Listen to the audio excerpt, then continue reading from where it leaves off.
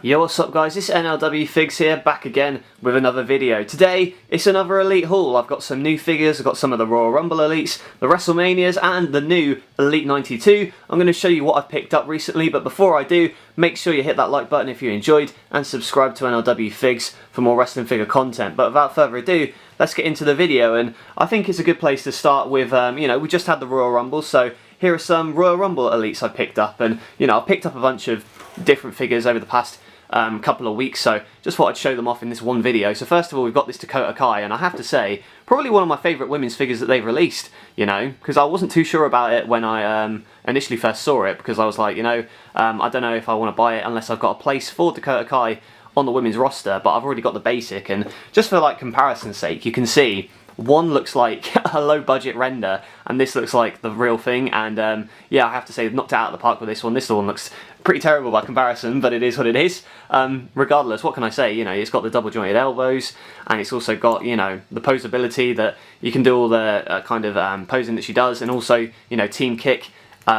Great for posing her various innovative moves and stuff like that. I would love to see Dakota Kai on the main roster. I'm sure it will happen sooner rather than later, but yeah, a great addition, and I would like to add her to the women's division in NLW at some point. And keeping on with the Royal Rumble theme, we've got this Earthquake figure from that series as well. So, big John Tenter, and I saw some people complain about the scaling issue. To me, I'm not too sure about that because I don't have the original Earthquake figure that they released, but I do like collecting these Legends figures, at least these ones from like the 80s, that kind of era, because I think there's kind of I don't know what the word would be, a charm to them, let's say, and that's why I like collecting these figures, kind of a bit of nostalgia for a time where I wasn't even alive, but I've also got some more Legends figures that I'll show you from the 80s, but yeah, a new figure for John Tenter, Earthquake. Good to finally have an Earthquake figure in my collection. Maybe I'll get Typhoon someday, who knows. And speaking of Legends, let's move on to the Legends series. So, we've got this Macho Man Randy Savage, which you may have seen I've posed with for NLW 24/7 a couple of times. At least I will do on this upcoming episode, maybe this Wednesday. Yeah, I'm sure he will be featured in it as the 24/7 champion, but yeah, it just comes with these shades and the new t-shirt, and like the tights design as well, the classic design there for Randy Savage. And you could also probably make it into a actually maybe not, if you took the lower legs and like a CM Punk upper body, you might be able to make like a custom CM Punk tribute attire for Randy Savage, which would be pretty cool. But again, like, big fan of Randy Savage, glad to see him in figure form here, and also the chase looks pretty cool, so maybe if that's up for a decent price, I might get that as well. And we've also got another Legends figure here. So, from the Firefly Funhouse, it's Mr. John Cena himself, and this one also came with a spare head scan, so it came with the updated John Cena scan. So what I did, I just put that onto a suit for, like, his movie appearances, so kind of like that. I can't find it right now, but if I do, I'll probably show it off in another video at some point. But yeah, so you got the interchangeable heads, and this is from his 2002 run, as well as his Firefly Funhouse appearance at WrestleMania 36 in that Firefly Funhouse match with Bray Wyatt. But again, solid figure for John Cena, a little bit different than the run-of-the-mill Cena we're used to seeing with the jorts, but again, like, I love collecting these Ruthless Aggression figures. Would like to have that Randy Orton from the 2002 in my collection, and also with the new Ruthless Aggression series coming out, you've got the Shawn Michaels, the Lesnar, the Batista, definitely 3 figures that I will be picking up in the future. And yeah, we'll move on again to another women's figure that I picked up recently, Elite 90 Reckoning, aka Mia Yim. Now what you'll see with this one, I've actually head swapped the Reckoning head scan off of Mia Yim, because obviously the mask you can't actually take off.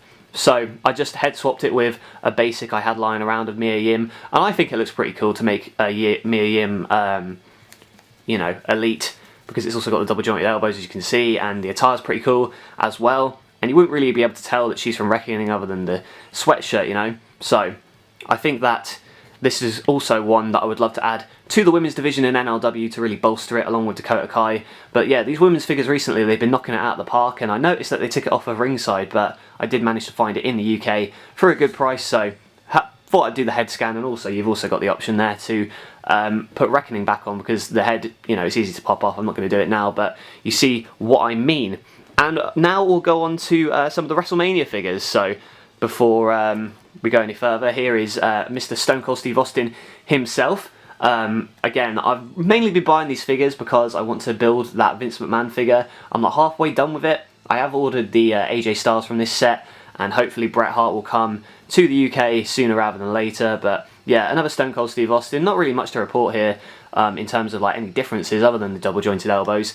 But you know, still cool to have another Steve Austin. But you know, because his attires are pretty much the same, you don't really get the, I would say, the difference in attires as much as you would with other figures. But still cool to have a new vest and a new Steve Austin. Speaking of new Steve Austin, poor Macho Man there. Speaking of Steve Austin, I actually also bought the Ultimate Edition Steve Austin because I saw it for Black Friday on Ringside. So again, this is a really good Steve Austin figure just because of the movement in it. If you're going to get any Steve Austin, it would be this one, because not only does it come with this shirt, it comes with another shirt on the back. Well, you can't see it because the vest is on, but this shirt can be turned either way, and you've also got the vest and the hat, the chain, everything really. Other than the like jeans maybe, this is a perfect figure. So if you're going to buy a Steve Austin figure, I'd say make this the one you get, the Ultimate Edition, if you can find it for a good price. Otherwise, maybe stick with this WrestleMania one just because it's got the most up-to-date build for it.